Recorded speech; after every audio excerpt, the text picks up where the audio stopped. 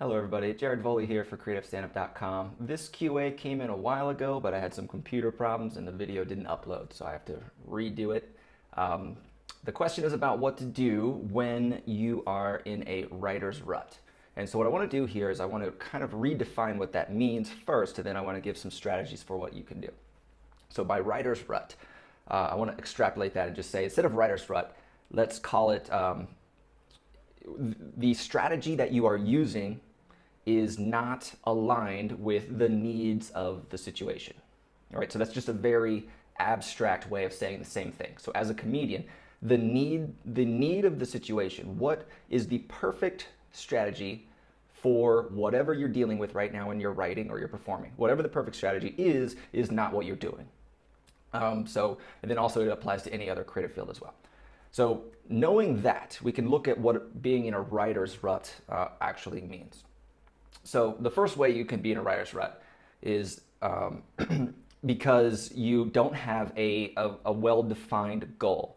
And what this means is a lot of times people have a goal of saying, I want to be a great comedian. I want to get an applause break or something like that. And those are great goals to have, but they're ambiguous when it comes down to your actual writing, your writing process. And the reason I'm saying that is because it's in order for it to be useful while you are writing, in order for a goal to be useful during your creativity, then your brain needs to be able to figure out a strategy to use that would achieve that goal. If you say I want to write a joke that creates an applause break, then that starts to give your brain some way of filtering out the good ideas and the bad ideas. But at the same time, that's still so ambiguous that when you sit down to the computer, then you get overwhelmed. And so you end up not being able to take any creative choices just because you have so many creative choices. So it's kind of ironic in creativity that the maximum amount of creativity that you have tends to be in this sweet spot between I have too many potential ideas and I have too few, right? So there's this kind of this inverted U relationship in creativity where you have constraints that allow you some flexibility, but the constraints still force you to make interesting choices, right? So there's a perfect amount of constraints, basically.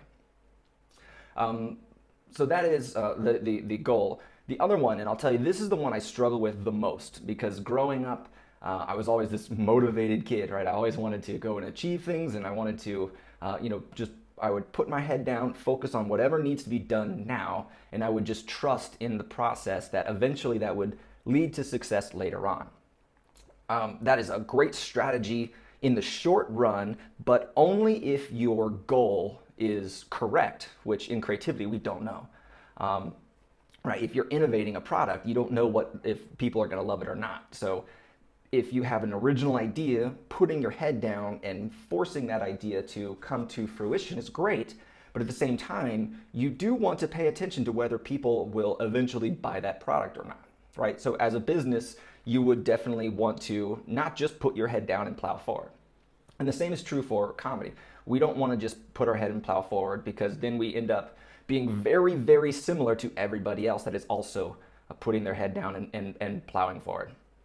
A lot of times people look at a creative block and they think of it as like, I hit this wall. And I think a better analogy would be that you're basically standing in mud. And that's kind of how I felt a lot of times when I'm doing a creative product. If I catch myself being too ambitious and not being flexible enough, then that's kind of what happens. So I will start a project, and that some past me, the achiever me or the goal setter me, will say, I want to be over there. And then I will follow that by having an ambitious response. I will put my head down and I will say, okay, that's where I'm going. Focus on this step and do this step as best you can.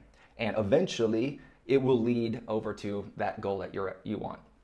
That's great up until the point where you're focused so much on what the next step that you step into this mud, right? And then you say, okay, everybody has trouble sometimes. I just need to power through it, be even more ambitious. And then you keep stepping in more and more mud and you get deeper and deeper. And then you're sitting there, you're knee high in mud, wondering why other people are walking faster than you and they're achieving more and doing less. And it's because the strategy of putting your head down and assuming that that goal is correct and where you need to be, and that you can use this ambition strategy to get there is deeply, deeply flawed. At least in a creative industry. And I would argue that pretty much everything's a creative industry now. So with that said, I want to say that there's four strategies, but two of them are allow you to keep the same goal, and two of them accept that you don't necessarily need that goal. So the first strategy is just ambition, like what I said. It's being very inflexible, and it's saying, I need to get to that point over there, and if I'm having a problem, other people have problems, it's not different, so I just need to keep going forward. So that's the ambitious response. It's a lousy creativity strategy. It's great short run, but it's lousy long run. The other one is that allows you to keep your goal is to just be flexible.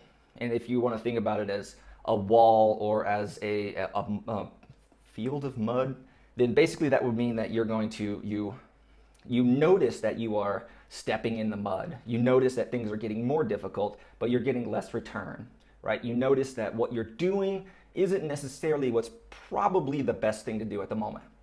So instead of plowing forward, you put your head up, you look around, and you say, what is it? How can I change my strategy to still get to where I want to go? But what is the best thing for me to do now that would lead me out of this mud as quickly as possible? All right, so that's more of a flexible strategy. And that one's great because it allows you, because whatever the problem is coming from the disconnect between where you want to be, the needs of the situation and what you're doing. So changing what you're doing is one of the ways that you could power through, or not power through, but you could get around that block, right? So you can change what you're doing, or you can change the goal. So the other two, changing the goal, the third strategy that you can use would be exploration. In this situation, basically it's saying, I find myself in this rut, or it's not really a rut, we think it's in a rut, but you find yourself not getting the results that you want. And instead of automatically saying, I know that that's where I need to be, I know that that is the end goal. Instead of saying that, then we can say, you know what? There are other ways that I can be effective right now, right? That is not the only joke that I can write. This is not the only bit that I can write. I can explore new ideas. I can try a very different strategy. There's so many more options that are on the table if you're willing to be flexible. And that's what exploration is about. So instead of saying, I know I must be at that goal, then instead of that, you're saying, you know what, there's a lot of different goals around me. Why don't I pursue one of those? And maybe I'll meet up, and I'll meet up that goal later on as well. The fourth and final strategy is where you allow for some silence. And this is, I believe, the most effective strategy, but I will also say that it is definitely the scariest, and it doesn't feel good as a creative person. And the reason I say that is because when you're being creative, like, it feels good to be taking action, right? The ambitious you enjoys doing something and seeing the progress. But in the strategy where you kind of listen to silence and you just stop for a moment, that strategy doesn't feel good to your ego, because your ego wants to feel like it's the one that's achieving something. But it is such a great strategy because it allows your subconscious brain to actually give you some ideas, right? Your conscious brain, if I have to be over there, I have to be over there, I have to be over there, and then you switch over and even you're like, okay, now I have to be over there, now I have to be over there. Like, those are great ways of staying flexible, but at the same time, maybe you don't even have to be over there. Maybe all of that is BS, and what you can do is you can sit there for a moment and your subconscious brain can actually get a chance to say, hey, you know what? We don't actually have to do this because we can do this other thing over here. And you would never realize that if you jump from one goal to the next goal.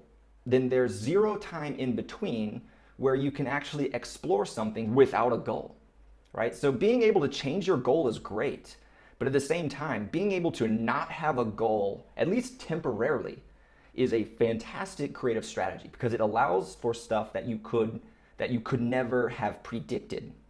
And that necessarily, well, not even necessarily, but it will definitely increase the chances that you come out with something that is original and new and interesting.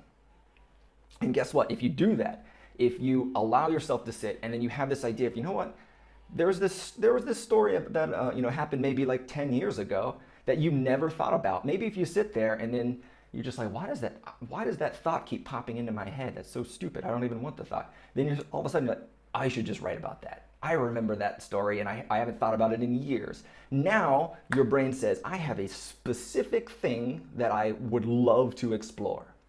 And it is different from anything that I would have thought if I always had some goal that needed to be achieved, right? So you get uniqueness and you get to break out of that rut that you're in by finding something that your brain actually wants to go towards, right? If you feel like you have to push yourself to write or push yourself to do any kind of creative activity, then I would say that's a problem right there. You should feel pulled towards towards engaging in creativity. You should not feel like you have to sit down. You force yourself to sit down. You force yourself to do this. If you're doing that, then you're doing things wrong. You should feel like I'm so curious about what I can create, right? That you actually want to sit down and get something done. And that doesn't mean that every time you sit down it's perfect, but it does mean that when you sit down, you will feel more like you're being pulled towards working on it than that you actually have to like push yourself. Anyway, so those are my ideas on what to do if you are in a creative rut or in a writing rut. I'm Jared Volle for CreativeStandup.com. Thanks for listening.